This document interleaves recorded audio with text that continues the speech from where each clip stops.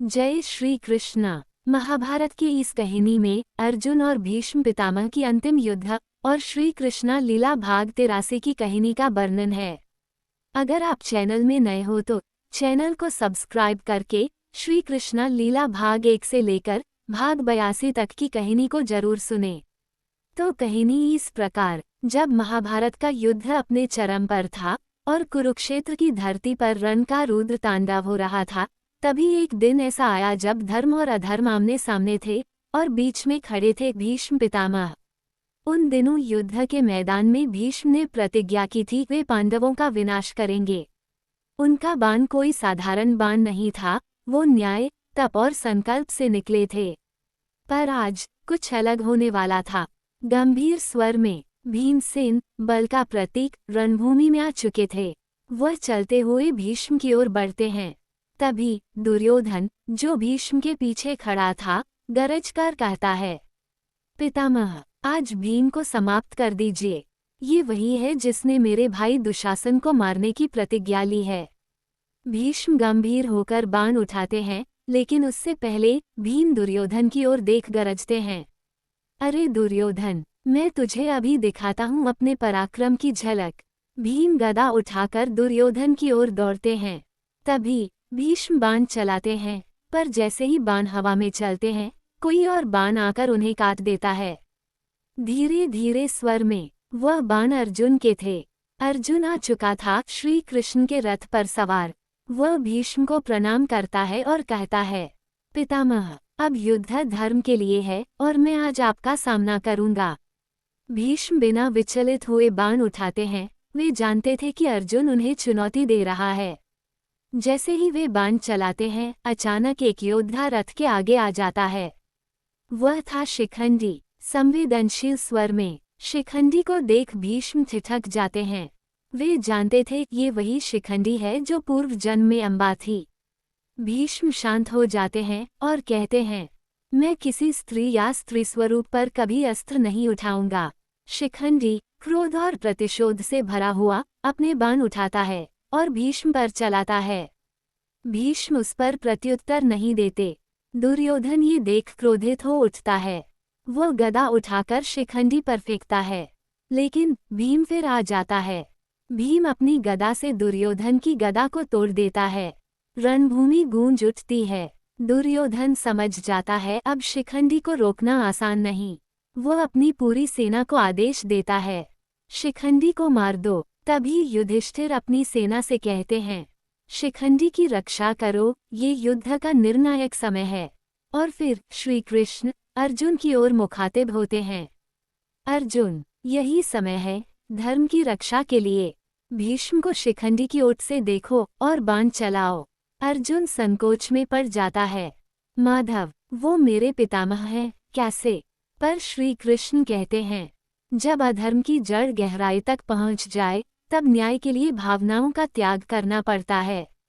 अर्जुन ने शिखंडी को ढाल बनाया और अपने बाण चलाए। उनके बाण भीष्म के शरीर को भेदते चले गए। भीष्म मुस्कुराए। उन्होंने कहा, ये धर्मयुद्ध है और मेरा अंत मेरे ही अपनों के हाथों होना चाहिए था। भीष्म बाणों की शैया पर गिरते हैं। उनका शरीर भूमि से ऊपर उठा रहता है, सैकड़ों बाणों पर टिका हुआ। कौरव और पांडव दोनों सेनाएं अपने शस्त्र रख देती हैं। शत्रु भी आज सम्मान में झुकते हैं। सब अपने मुकुट उतारकर उस योद्धा को नमन करते हैं जिसने कभी भारत को एक सूत्र में पिरोया था। धृतराष्ट्र को ये सुनकर गहरा आघात लगता है। भीष्म, जिन पर सबको गर्व था, आज धराशायी हुए थे। पांडव, कौरव और स्वयं श्री कृष्ण सब उनके पास पहुंचते हैं। भीष्म की आंखों में संतोष है, पर वे कहते हैं, हे कृष्ण, बाणों की शैया ठीक है, पर मेरे सिर को कोई आधार नहीं मिल रहा। मेरा मस्तक भूमि पर झुक रहा है। अर्जुन आगे आते हैं। भीष्म कहते हैं, जिसने ये शैया बनाई है वही अब मुझे तकिया भी दे। अर्जुन अपने तरकश से 3 बाण निकालते हैं। ध्यान से, प्रेम से, सम्मान से वे 3 बाणों से सिरहाना बनाते हैं। भीष्म का सिर उन पर टिक जाता है। भीष्म कहते हैं, अब मैं संतुष्ट हूँ। जब सूर्य उत्तरायण होगा तब मैं शरीर त्याग दूंगा। जब भीष्म पितामह बाणों की शैया पर पड़े थे, युद्ध कुछ पल के लिए शांत हो गया था। लेकिन उस शांति के भीतर एक तूफान पनप रहा था, अहंकार और धर्म का, प्रेम और प्रतिशोध का। भीष्म शरीर से घायल थे, लेकिन मन अब भी जागृत था। उन्होंने दुर्योधन को अपने पास बुलाया। दुर्योधन, भीष्म ने धीमे स्वर में कहा, अब भी समय है, युद्ध को रोक दो। तुम पांडवों से यह युद्ध नहीं जीत पाओगे। अर्जुन जैसा योद्धा तुम्हारे पास नहीं है। उनके साथ श्री कृष्ण हैं, साक्षात विष्णु के अवतार। अब भी संधि कर लो, इसी में तुम्हारा कल्याण है। दुर्योधन, जो अभी तक हठ में था, कुछ नहीं कहता। उसके होंठ कांपते हैं, लेकिन कोई उत्तर नहीं देता। भीष्म आंखें मूंदते हुए कहते हैं, ठीक है दुर्योधन, सोच लो। मुझे नींद आ रही है, मुझे अब सोने दो। दुर्योधन मौन होकर अपने सैनिकों को आदेश देता है, पितामह की रक्षा करना, कोई उनके पास बिना आज्ञा न जाए। और फिर वह वहां से चला जाता है। लेकिन उसकी आत्मा भीतर ही भीतर कांप रही थी। उधर हस्तिनापुर में धृतराष्ट्र को जब ये समाचार मिलता है कि भीष्म अब युद्ध नहीं कर सकते, वे बाणों की शैया पर हैं, तो उनका मन टूट जाता है। वह रोने लगते हैं, मैं अंधा हूँ, पर भीष्म मेरी आंखें थे, आज मेरी आंखें भी बंद हो गईं। गांधारी उन्हें संभालती हैं, पर वह अपने आप को कोसते हैं। अब सेनापति कौन होगा? दुर्योधन सोचता है और गुरु द्रोणाचार्य को सेनापति नियुक्त करता है। गुरु द्रोणाचार्य शस्त्रों के आचार्य, ब्रह्मास्त्र के ज्ञाता और अर्जुन के गुरु। युधिष्ठिर को ये समाचार मिलता है। वह चिंतित हो उठते हैं। अब युद्ध कठिन होगा। द्रोणाचार्य के बनाए व्यूह को तोड़ना सरल नहीं। पांडव मंथन करते हैं और तभी अभिमन्यु आगे आता है। उसकी आंखों में आत्मविश्वास था और स्वर में विनम्रता।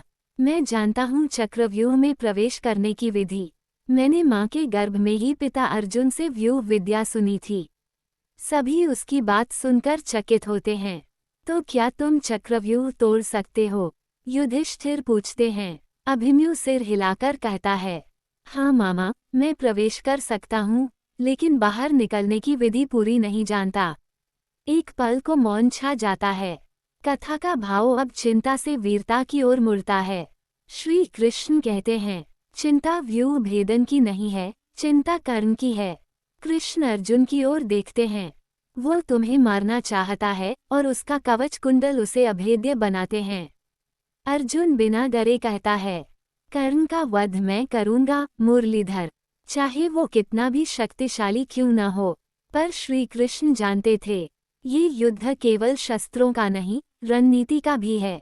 उधर इंद्रदेव स्वर्गलोक में चिंतित थे। उन्हें ज्ञात था कि कर्ण युद्ध में शामिल होगा और यदि उसका कवच कुंडल रहे तो अर्जुन के लिए खतरा बढ़ जाएगा। इंद्र, जो अर्जुन के पिता हैं, श्री कृष्ण के पास आते हैं। हे माधव, मैं कर्ण से उसका कवच कुंडल मांगने जा रहा हूँ, भिक्षा में। मुझे आशीर्वाद दो कि वो मुझे मना न करे। कृष्ण मुस्कुराते हैं। इंद्रदेव कर्ण दानी है, वो तुम्हें कभी मना नहीं करेगा, पर तुम्हें उसे कुछ देना होगा, उसके दान का प्रतिफल। इंद्र एक ब्राह्मण का वेश धरते हैं और धरती पर उतरते हैं। कर्ण जब ब्राह्मण को देखता है तो विनम्रता से पूछता है, क्या चाहिए आपको? ब्राह्मण कहता है, तुम्हारा कवच और कुंडल। कर्ण जानता है यह कोई साधारण व्यक्ति नहीं, लेकिन वो मुस्कुराकर कहता है, दान के समय विचार नहीं करते, लीजिए, और अपने शरीर से कवच और कुंडल को अलग कर देता है।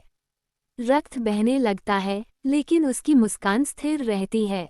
इंद्र उससे प्रसन्न होकर उसे एक दिव्य अस्त्र देते हैं, शक्ति अस्त्र, पर इसे एक ही बार चलाया जा सकता है। अब युद्ध की नई गति शुरू होने वाली थी। भीष्म शैया पर थे, द्रोण सेनापति बन चुके थे, कर्ण कवच कुंडल खो चुका था और अभिमन्यु व्यूह में प्रवेश की तैयारी कर रहा था। श्री कृष्ण शांत थे, लेकिन उनके मन में आंधी थी। महाभारत अब केवल युद्ध नहीं था, ये न्याय, निष्ठा और नियति का संग्राम था। यह महाभारत की वह धारा थी जहां हर पात्र, चाहे पितामह हो, पुत्र हो, राजा हो या रथी, सभी धर्म और अधर्म के द्वंद्व में उलझे थे। भीष्म की चेतावनी, दुर्योधन की जिद, कर्ण का त्याग और अभिमन्यु का साहस। ये केवल कथा नहीं, हमारे भीतर के चरित्रों की पहचान है। इतिहास वही नहीं जो हुआ, इतिहास वो भी है जो हम आज भी उस कथा से सीखते हैं। दोस्तों, श्री कृष्ण लीला भाग 83 समाप्त हो गया है। अगर आप भाग 84 का कहानी को सुनना चाहते हैं तो हमारे चैनल के साथ बने रहें। जय श्री कृष्ण।